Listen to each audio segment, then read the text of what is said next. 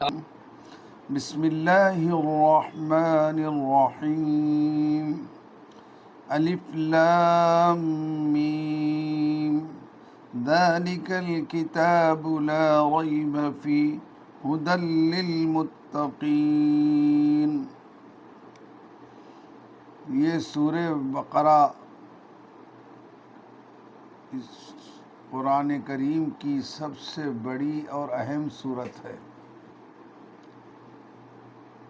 اور یہ مدینہ منورہ میں نازل ہوئی۔ اس کی کل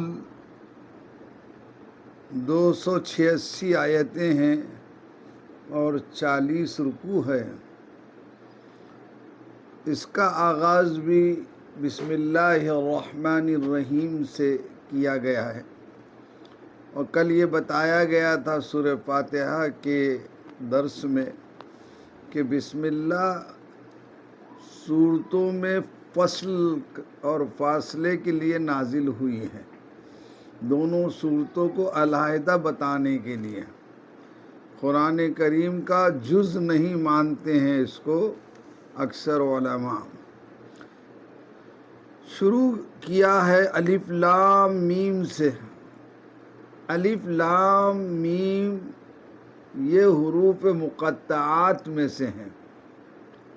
حروف مقطعات کے معانی تک کسی بھی انسان کی رسائی نہیں ہو سکتی ہے، کسی بھی انسان کو اس کے معنی اور مراد نہیں معلوم سوائے اللہ کے۔ اس لیے صاحب جلالین نے ان 27 حروف کے بعد ایک ہی جملہ لکھا، اللہ اعلم بمرادہ، کہ اللہ ہی اس کی مراد اور مطلب کو جانتا ہے، کوئی انسان نہیں جانتا۔ یہ مخلوق کی عاجزی اور مخلوق محتاج ہے کسی نہ کسی حد درجے میں۔ خالق کا علم اتنا گہرا ہے کہ مخلوق کا علم وہاں تک ہر ایک کا نہیں پہنچ سکتا۔ الف لام میم اگرچہ اس کے معنی کچھ نہیں ہے، لیکن صدق دل سے کوئی تلاوت میں الف لام میم کہتا ہے تو اس کو 30 نیکیاں ملتی ہیں۔ آقا نامدار سرور کائنات صلی اللہ علیہ وسلم نے فرمایا، عن ابن مسعود رضی اللہ عنہ قال قال رسول اللہ صلی اللہ علیہ وسلم من قرأ حرفا من کتاب اللہ فلہ حسنۃ والحسنۃ بعشر امثالها لا اقول الف لام میم حرف بل الف حرف ولام حرف ومیم حرف۔ عبداللہ ابن مسعود رضی اللہ تعالیٰ عنہ کی روایت ہے کہ فرمایا کہ آقا نامدار سرور کائنات صلی اللہ علیہ وسلم نے رسول اللہ نے فرمایا کہ جو بھی اللہ کی کتاب کا ایک حرف پڑھے گا اس کو ایک نیکی 10 نیکیوں کے برابر ملے گی۔ اور مثال دی الف لام میم کی کہ الف لام میم اگر پڑھے گا تو 30 نیکیاں ملیں گی۔ میں نہیں کہتا ہوں کہ الف لام میم مستقل ایک حرف ہے، بلکہ الف ایک حرف ہے، لام علیحدہ حرف ہے، میم الگ حرف ہے۔ ایسے الف لام میم بولنے پر بغیر معنی سمجھے ہوئے 30 نیکیاں ملتی۔ اللہ اکبر، کیا مہربانی ہے اللہ کی۔ فرمانے ذالک الکتاب لا ریب فیہ، یہ قرآن کریم وہ عظیم کتاب ہے جس میں شک و شبے کی گنجائش نہیں۔ کلام الہی میں کوئی شک نہیں ہے۔ ہاں، انسانوں کی فہم میں کجی اور خلل ہو سکتا ہے، لیکن اللہ کے کلام میں کسی قسم کی کمی یا شک وغیرہ نہیں ہے۔ ھدی للمتقین، فرمایا یہ قرآن ہدایت ہے اللہ سے ڈرنے والوں کے لیے، تقوی اختیار کرنے والوں کے لیے، یہ اصل میں جواب ہے سورہ فاتحہ میں جو آپ نے اور بندوں نے اللہ سے درخواست کی تھی، اہدنا الصراط المستقیم، کہ ہم کو سیدھا راستہ بتائیے۔ تو اللہ نے کہا کہ یہ کتاب ھدی للمتقین، پرہیزگاروں کے لیے، اللہ سے ڈرنے والوں کے لیے، متقین کے لیے سراپا ہدایت ہے، راہ بتلاتی ہے۔ بعد نے ترجمہ کیا الذین یؤمنون بالغیب، پھر متقین کی صفات بیان کر رہے آگے، فرما رہے الذین یؤمنون بالغیب، وہ لوگ، متقین وہ لوگ ہیں جو غیب پر، اندھے چیزوں پر ایمان رکھتے ہیں۔ جنت نہیں دیکھا، دوزخ نہیں دیکھا، میزان نہیں دیکھا، پل صراط نہیں دیکھا، لیکن اس پر ہمارا ایمان ہے۔ اس کو کہتے ہیں ایمان بالغیب۔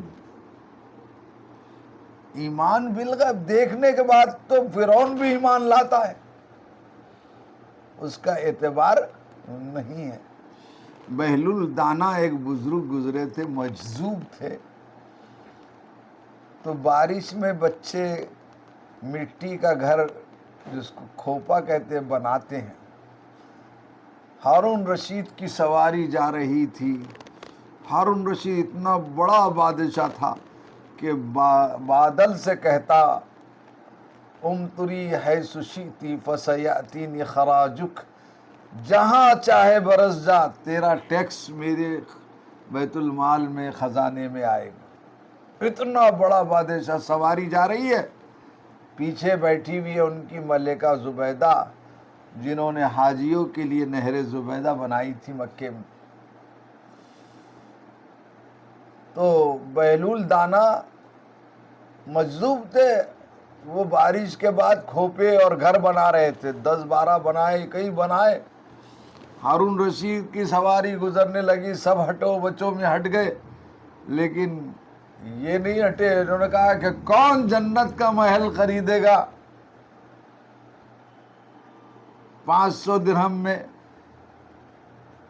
تو ہارون رشید نے اس کو مجذوب کی بڑھ سمجھا، آگے چل دیے سواری ان کی۔ زبیدہ نے کہا کہ ہمارے لیے ایک محل 500 درہم دیا۔ رات میں ہارون رشید سوئے تو خواب میں دیکھا کہ جنت کا بڑا محل ہے، ایسا محل ہارون رشید نے کبھی زندگی میں نہیں دیکھا تھا، بادشاہ ہونے کے باوجود۔ اندر داخل ہونے لگا تو روک دیا گیا فرشتوں کی طرف سے، کہا کہ یہ زبیدہ کا محل ہے، آپ کا نہیں۔ کہا وہ تو میری بیوی ہے۔ کہا کہ لا انساب بینہم، یہاں حسب نسب نہیں چلتا۔ اس گڑبڑ میں آنکھ کھل گئی، سمجھ میں آ گیا قصہ کہ بہلول دانا نے جو خریدا تھا زبیدہ نے، وہ اس کو بتایا گیا ہے۔ کہا لے کر آؤ ان کو۔ بہت تلاش کے بعد جنگل سے لایا گیا، کہا ہم کو 5 محل دے دو، یہ لو پیسے۔ کہا کہ آپ کہاں دیکھنے کے بعد اندیکھی بات پر ایمان لاتے تو الگ بات تھی۔ زبیدہ نے جیسے اندیکھی چیز پر ایمان لایا۔ تو یؤمنون بالغیب کا مطلب ہے کہ اندیکھی چیزوں پر ایمان لانا۔ دیکھنے بعد تو فرعون نے بھی ایمان لایا، وہ قابل قبول نہیں ہے۔ فرمایا ایک تو ایمان کن چیزوں کے پر ہونا چاہیے؟ جیسے ہمارے بچپن میں ہم کو ہمارے بزرگوں نے جو باتیں سکھائی، ان میں سے ایک بات بھی چھوٹ جائے تو ایمان نہیں رہتا۔ آمنت باللہ و ملائکتہ و کتبہ و رسلہ والیوم الآخر والقدر خیرہ و شرہ من اللہ تعالی والبعث بعد الموت، کہ ایمان لایا میں نے اللہ پر، اس کے تمام فرشتوں پر، اس کے تمام رسولوں پر، اس کے تمام کتابوں پر، اور آخرت کے دن پر، اور تقدیر کے اچھا اور برا ہونے پر، کہ سب اللہ کے طرف سے ہے۔ اور سب سے بڑی بات، مرنے کے بعد دوبارہ زندہ اٹھائے جانے پر میرا ایمان ہے۔ یؤمنون بالغیب، وہ یقیمون الصلاۃ، پہلی صفت ایمان بالغیب ہے، دوسری صفت وہ نماز کو قائم کرنے والے متقی۔ ولی وہی ہو سکتا ہے جو نماز کو اہتمام سے پڑھ سکتا ہے، متقی وہی ہوتا ہے۔ ایک بات قرآن میں عجیب کہی، کہیں یصلون، صلو صلاۃ، یصلون صلاۃ کم استعمال ہوا نماز کے لیے، یقیمون زیادہ استعمال، اقیموا الصلاۃ وآتوا الزکاۃ وارکعوا مع الراکعین کا لفظ زیادہ آیا ہے، اقامت کا لفظ زیادہ آیا ہے۔ کیا معنی ہے اس کے؟ اقامت کے مطلب یہ ہے کہ ہمیشہ حقوق کی رعایت کے ساتھ نماز پڑھتے ہیں، خشوع خضوع وغیرہ۔ دوسرا مفہوم یہ ہے کہ جماعت کے ساتھ نماز پڑھتے ہیں، اس لیے جب جماعت کھڑے ہوتی ہے تو مؤذن کہتا ہے قد قامت الصلاۃ، قد قامت الصلاۃ، اب نماز قائم ہوئی، اکیلے میں نہیں کہتا۔ اور ایک اقامت کا مطلب لکھا ہے کہ خود بھی نماز پڑھتے ہیں اور اپنے گھر والوں کو اور ماتحتین سے بھی نماز پڑھواتے ہیں، اس کو نماز قائم کرنا کہتے ہیں۔ جیسے حضرت ابراہیم کی دعا میں ہے رب اجعلنی مقیم الصلاۃ ومن ذریتی ربنا وتقبل دعا، اے اللہ مجھے نماز کا قائم کرنے والا بنا دے، میری اولاد کو، نسلوں کو بھی نمازی بنا دے، ہماری دعا کو قبول فرما لے۔ دو باتیں ہو گئی، وہ مما رزقناہم ینفقون، تیسری صفت متقین کی، جو ہم نے ان کو روزی دی ہے، جو ہم نے ان کو مال دیا ہے، اس میں سے کچھ خرچ کرتے ہیں۔ تو ایمان بالغیب کا تعلق دل سے ہے، اقامت صلاۃ کا تعلق بدن سے ہے، وہ مما رزقناہم ینفقون کا تعلق مال سے ہے، تینوں چیزوں کا اہتمام کرتے ہیں۔ یہ ہے متقین کی صفات۔ آگے اور فرمایا چوتھی صفت والذین یؤمنون بما انزل الیک وما انزل من قبلک وبالآخرۃ ہم یوقنون، کہ وہ متقین وہ ہے جو ایمان لائے ہیں، ایمان رکھتے ہیں جو کچھ آپ پر نازل ہوا اور جو کچھ آپ سے پہلی کتابوں میں نازل ہوا، سب کو اللہ کا کلام سمجھتے ہیں۔ نجات کے لیے قرآن کافی ہے۔ وہ بالآخرۃ ہم یوقنون، اور آخرت میں، آخرت کے دن پر وہ یقین رکھتے ہیں، آخرت کو یقینی جانتے ہیں، بعضوں نے ترجمہ کیا۔ آگے فرمایا اولئک علی ھدی من ربہم واولئک ھم المفلحون، یہی لوگ اپنے پروردگار کی جانب سے ہدایت پر ہیں اور یہی لوگ مراد کو پہنچنے والے ہیں، کامیابی کو پہنچنے والے ہیں، فلاح کو پہنچنے والے ہیں۔ یہ باتیں جو عرض کی گئی ہے متقین کی صفات پر، وہ صفات جن لوگوں میں ہوں گی وہ لوگ ہدایت پر ہوں گے اور وہی لوگ کامیاب بھی ہوں گے۔